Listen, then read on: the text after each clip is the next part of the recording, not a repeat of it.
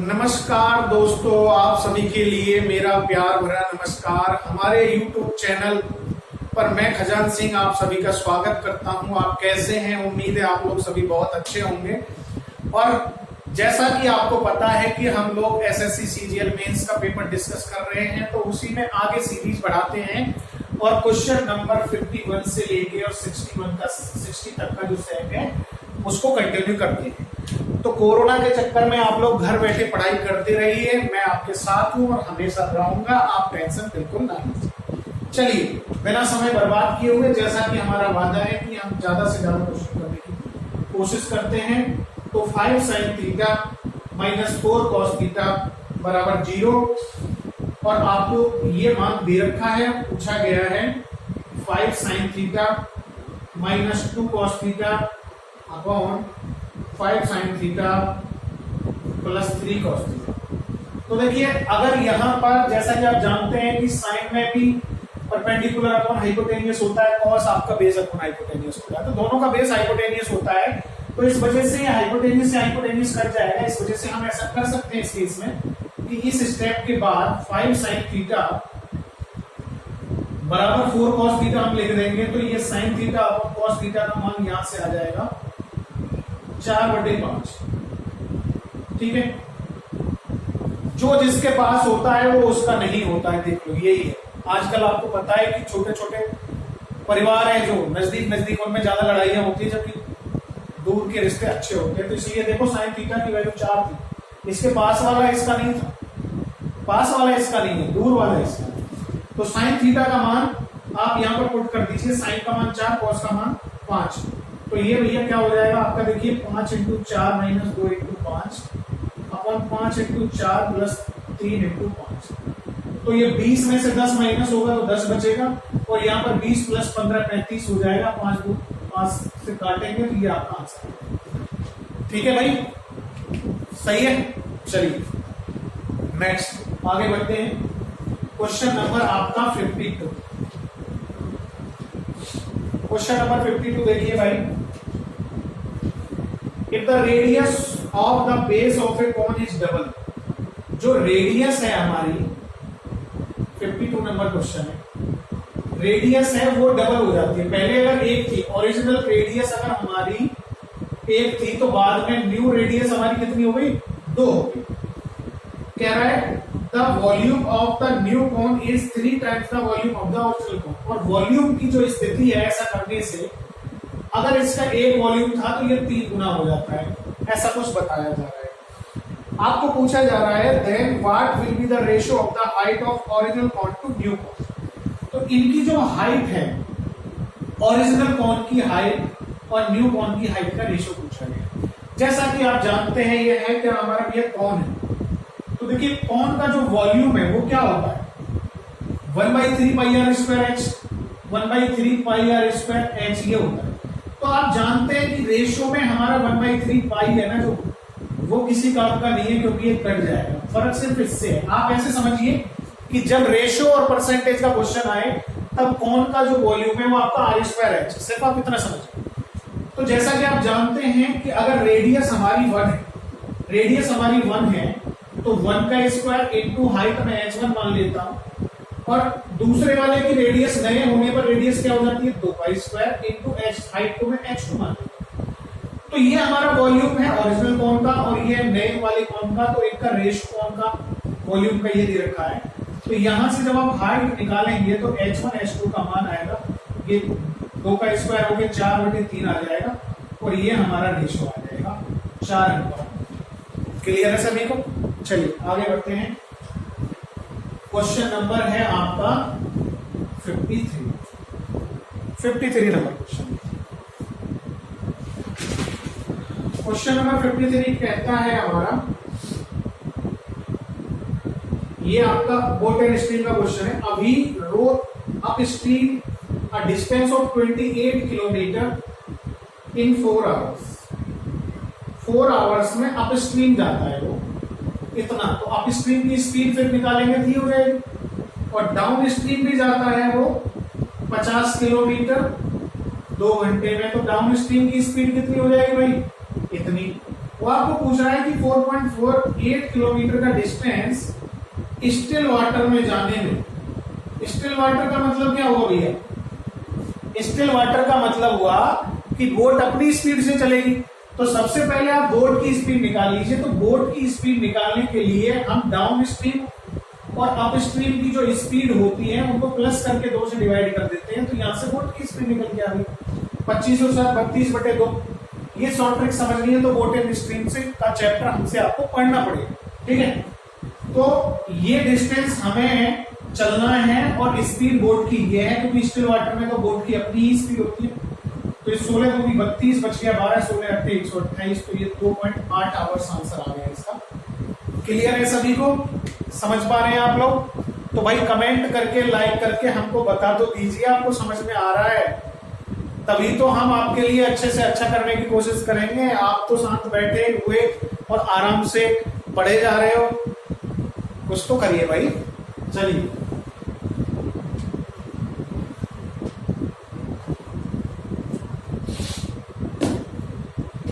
Question number 54 देखिए।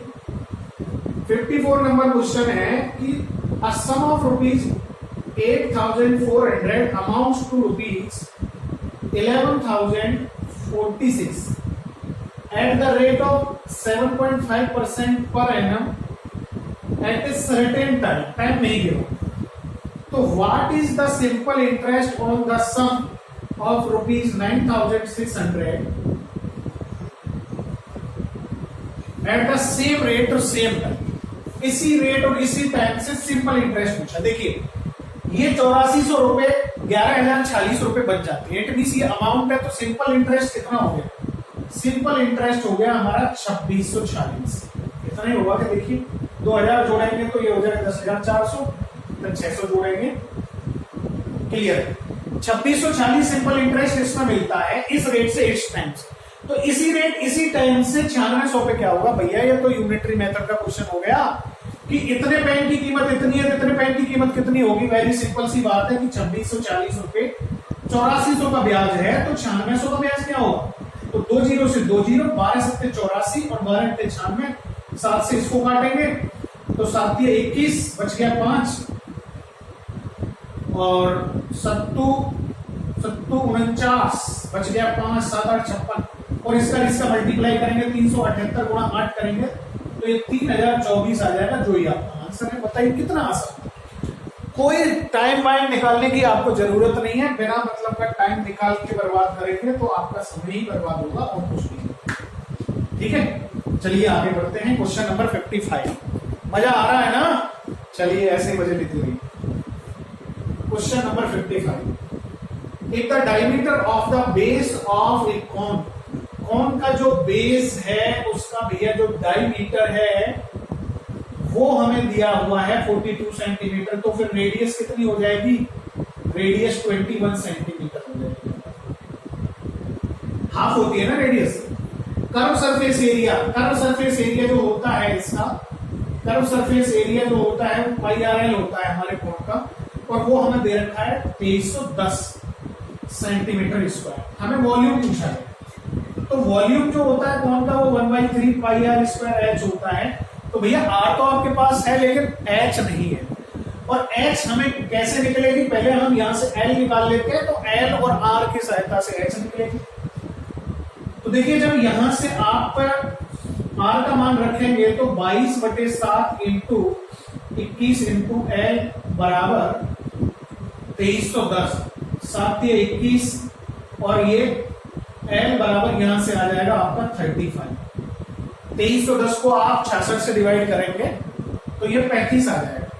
और आप जानते हैं कि कोण में ये जो स्लाइड हाइट है l, जिसको 35 कहा गया है, और रेडियस आपकी 21 है, तो यहां पर हाइट आपका l, r और h के बीच में क्या रिलेशन होता है ये तो आपको जानना ही पड़ेगा ना। l और r h यहां बता देता हूं। देखिए ये आपका 35/l का मान, r हमारी 21 आई, तो यहां से h हमारी कितनी आएगी? देखिए ट्रिपलेट है, इसका रेशो लेंगे तो 7 5 35 7 21, तो फिर ये 3 4 5 4 आ गई, और 4 को 7 से मल्टीप्लाई कर दीजिए तो 28 हमारी हाइट आ गई। तो 1/3 इंटू 22/7 इंटू आर का मान कितना है आपका 21 इंटू 21 इंटू में 28, तो 7 21 कट गया, 22 इंटू 21 इंटू 28 करेंगे तो हमारा जो आंसर है वो आएगा 12,936। देखिए ऑप्शन पे अगर एक बार नजर डालें तो ऑप्शन आपकी सहायता कर रहा है। यहाँ पर 2 का 1 से मल्टीप्लाई करेंगे तो 2 ही आएगा, और 2 का 8 से मल्टीप्लाई करेंगे तो 16 आएगा, क्योंकि डिजिट पर 6 आएगा। एकलौता आंसर है, इससे ज्यादा क्या चाहिए, मल्टीप्लाई करने की जरूरत नहीं।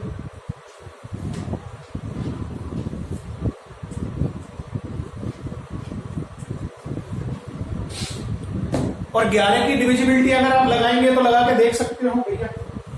क्वेश्चन नंबर 56 देखिए, if A cuboid of dimensions 32 centimetre into 12 centimetre into 9 centimetre is cut into 2 cubes. ये हमारा डायमेंशन है भैया क्यूबॉइड की। क्यूबॉइड का वॉल्यूम क्या होता है, L into V into H होता है, और इससे हमने बनाए दो क्यूब बनाए, दो क्यूब बनाए। तो आपको पता है कि एक ही चीज सेम रहती है हमारी, वो क्या है, वॉल्यूम।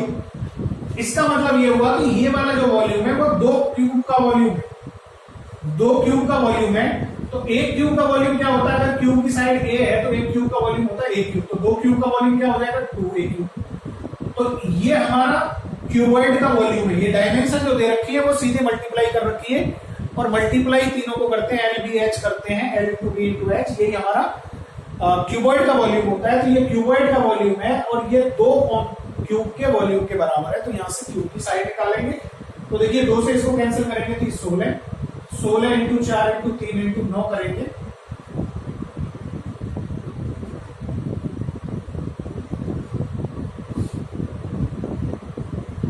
दो से 16, ठीक है, बराबर ये हमारा A क्यूब आया। तो देखिए 3 इंटू 3 9 27 है, उसका क्यूब लेंगे तो एक का मान कितना आएगा 3, और ये 64 का क्यूब लेंगे तो आएगा 4, तो यहाँ पर एक का मान कितना आ गया 12। तो क्यूब की जो साइड है वो आ चुकी है, और आपको पूछा क्या गया है, what will be the ratio of the surface area of the cuboid. तो क्यूबॉइड का जो सरफेस एरिया वो होता है 2 into L into B plus B into H plus H into L। ये होता है हमारे क्यूबॉइड का सरफेस एरिया। और आपको पूछा गया है दोनों क्यूब का टोटल सरफेस एरिया। दोनों क्यूब का जो टोटल सरफेस एरिया होगा, इसके नीचे डिवाइड कर देता हूं कि रेशियो बनेगा, वो होगा हमारा 2 इंटू 6 इंटू 12 का स्क्वायर। 6A स्क्वायर होता है ना, तो 2 से 2 कट गया यहाँ पर। अब आप 12 कॉमन ले लीजिए ऊपर। अगर आप 12 कॉमन लेते हैं तो अंदर यहां पे बचेगा 32 प्लस यहां पे क्या बचेगा 9 प्लस यहां सीधा तो नहीं है 12, देखिए 3 यहां से निकालेंगे तो 3 बचेगा, 4 यहां से निकालेंगे तो 8 बचेगा। तो यहां से 3 और यहां से 4 निकल गया, 12 निकल गया, तो ये 8 3 24। और अकाउंट में नीचे क्या है आपका 6 गुणा 12 गुणा, एक 12 से 12 कट गया, ऊपर इसको जोड़ेंगे तो ये 65 आएगा, नीचे 72। यही हमारा रेशियो है। That is answer. क्लियर है भाई। क्वेश्चन नंबर 57 देखिए फटाफट से। Question number 57, question number 57 number question कहता है कि when x is added to each of the numbers। देखो 2 3 30 और 35 से इन प्रत्येक में यदि हम x जोड़ते हैं तो ये सभी प्रोपोर्शन में आ जाएंगे, और हमें आपको तो फिर हमें x का मान मिल जाएगा अगर हम प्रोपोर्शन से निकालेंगे। तो x प्लस 7 और x माइनस 2 का ना हमें मीन प्रोपोर्शन पूछा गया। आप जानते होंगे मीन प्रोपोर्शन क्या होता है। मीन प्रोपोर्शन निकालने के लिए दोनों को मल्टीप्लाई करके रूट लेना पड़ता है। तो पहले हमें x का मान मिल जाएगा तो हम मीन प्रोपोर्शन निकाल लेंगे। तो x का मान निकालने के लिए देखो 2 में x जोड़े और 3 में भी x जोड़े, तो 2 का 2x 2 plus x upon 3 plus x का जो रेशियो है वही 3 plus x upon 35 plus x का रेशियो होगा। ठीक है, क्रॉस मल्टीप्लाई करेंगे, ये आपका 70 plus 35 x plus x square plus 2x हो जाएगा। ठीक है, बराबर में ये 3 90 plus 3x plus 30x plus x square से एक्स स्क्वायर कट गया। और देखिए यहां पर आपका ये 90 है, ये 70 है, तो यहां पे बचेगा आपका 15 और ये 33x यहां पर 37x में से जाएगा तो 4x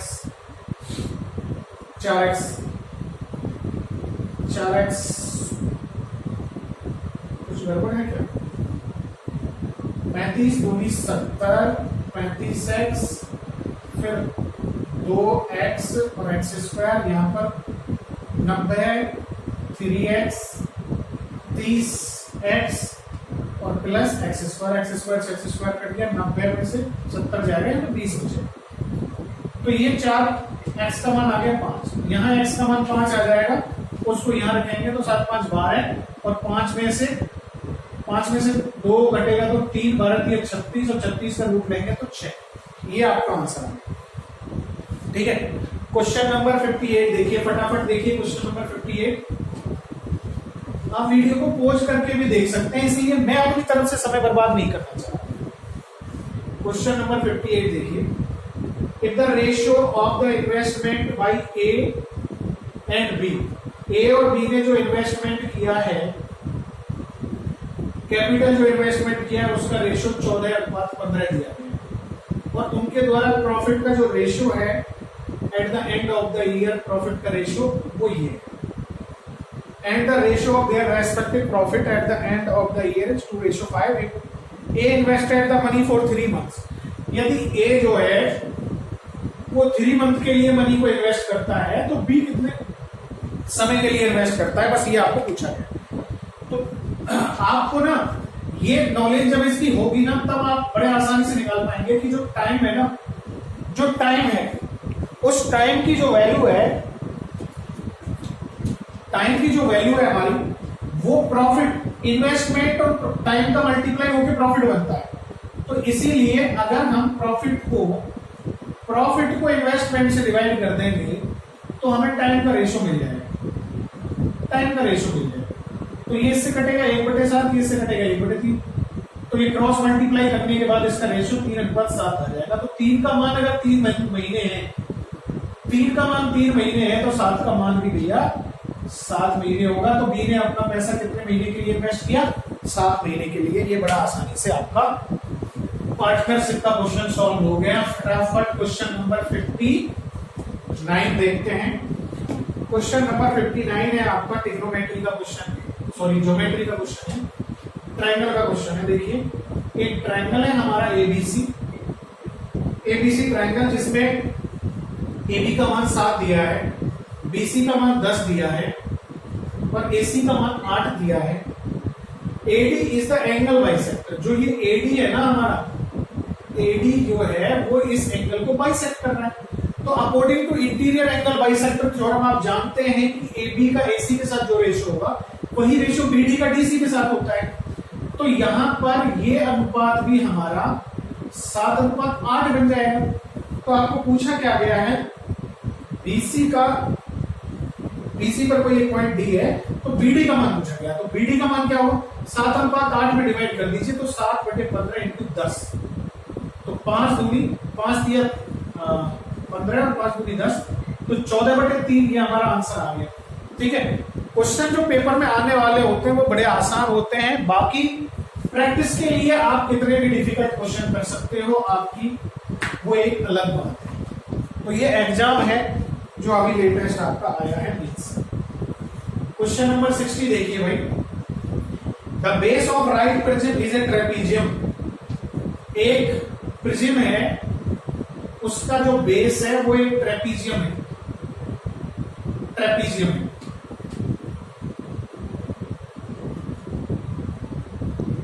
ठीक है। कुछ भी मान लीजिए, और पैरेलल साइड्स ये हैं, इनका मान 11 और 15 दे रखा है और इनके बीच का परपेंडिकुलर डिस्टेंस 9 दे रखा है। The base of a right prism is a trapezium whose parallel sides are 11 and 15 centimeter and the distance between them is 9 centimeter. If the volume of the prism, volume of the जो prism है, prism का जो volume है वो है 1731.6 centimetre cube. तो height पूछी गई है। तो जो आपका देखिए ट्रेपीजियम जो है वो बेस में है इसके प्रिज्म के, और प्रिज्म का जो वॉल्यूम है उसका जो फॉर्मूला होता है वो होता है एरिया ऑफ द बेस और इनटू हाइट। तो हाइट तो आपको पूछ ही रही है और बेस ये है, और बेस का एरिया क्या होता है half into sum of parallel sides multiply distance between them into height बराबर में 1731.6। तो आप यहां से सॉल्व करेंगे तो 2 से कैंसिल हो जाएगा, 26 से 13 तो 13 इंटू 9 इंटू में 7 h बराबर में 1731। तो यहां पर इसे कैंसिल आउट करने के बाद जब h का मान आप निकाल रहे होंगे तो वो होगा आपका 14.8। सॉल्व कर लेंगे, बड़ी बात, ठीक है। तो इस तरह से हमारा क्वेश्चन नंबर 51 से और 60 का साइड भी कंप्लीट हो गया। पर मेरे सभी प्यारे भाइयों दोस्तों, मैं आप सभी से उम्मीद करता हूं कि आप प्लीज ज्यादा से ज्यादा लाइक कीजिए और इस चीज को ज्यादा से ज्यादा शेयर कीजिए। और आप ये मत समझिए कि आपको घर बैठे फ्री में मिल रहा है तो आप इसको देख रहे हैं, नहीं देख रहे, आपको बहुत बेनिफिट है। हम लोग बेकार में मेहनत नहीं कर रहे हैं, आप ही की वजह से मेहनत कर रहे हैं। तो इसलिए प्लीज निराश मत कीजिए और कोरोना वायरस को अब हराना है और घर से ही बैठ के हमको पढ़ाई करनी है। हम घर से बैठ के आपके लिए मेहनत कर रहे हैं, तो आप भी हमारा साथ दीजिए और ज्यादा से ज्यादा इस चीज को पढ़िए और बाकियों को भी पढ़ाइए। चलिए, thank you very much. Okay, अपना ध्यान रखिए, ख्याल रखिए। चलिए, बाय।